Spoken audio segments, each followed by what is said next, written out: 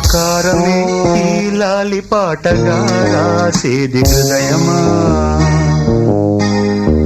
ఉమాదేవిగా శివుని అర్ధభాగమైనాలోన నిలువుమా.